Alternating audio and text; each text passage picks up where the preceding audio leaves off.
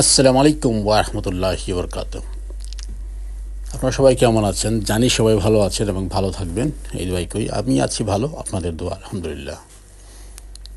তারপর আজ হঠাৎ করে প্রিন্সেসকে নিয়ে বেরিয়েছিলাম, তার স্কুল বন্ধ, বিভিন্ন জায়গায় ঘুরতেছিলাম।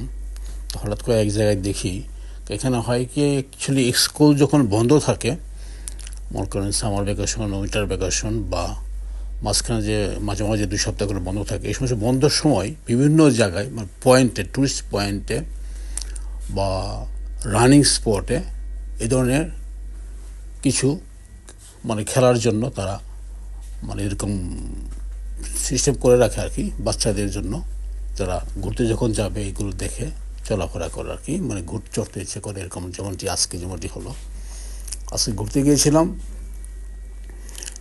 চলার পথে পেয়ে গেলাম বাচ্চাদের এই খেলনাগুলি। এর আগে হয়তো আপনারা 2টি পর্ব দেখেছেন, আর এটি হলো লাস্ট পর্ব।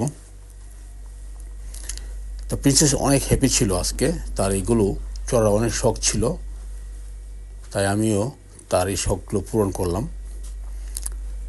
সব কিছু আল্লাহর ইচ্ছা।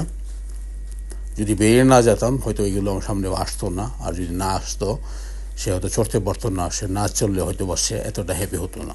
সব কিছু এই স্কুল বন্ধের কারণেই হয়েছে, আর আমি যদি না বেরোতাম তাকে নিয়ে হয়তো বা হতো না। যাই হোক, প্রিন্সেসের খুশি, সব কিছুর খুশি, সে অনেক খুশি।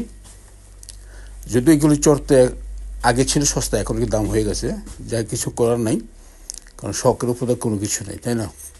বাচ্চা শখ করেছে, তার জন্য সব কিছু আমি করতে প্রস্তুত। যেমনটি সে যখন খুশি থাকে আমার কাছে খুব ভালো লাগে। আর বিশেষ করে স্কুল বন্ধ হয়ে গেলে তো ভোর হয়ে থাকে, সারাদিন ঘরে বসে শুধু টিভি দেখে, কার্টুন দেখে।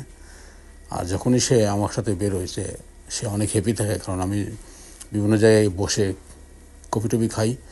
তো আমি কফি খাওয়ার সময় সে একটা আইসক্রিম খেলো বা একটা জুস খেলো বা একটা বিস্কুট নিল, মানে সেও চাই মানে বারে বসে কিছু একটা খাক, মানে অনেক শখ। আমি যখন বেরোই তখনই বলে, বাবা কফি খাবো না?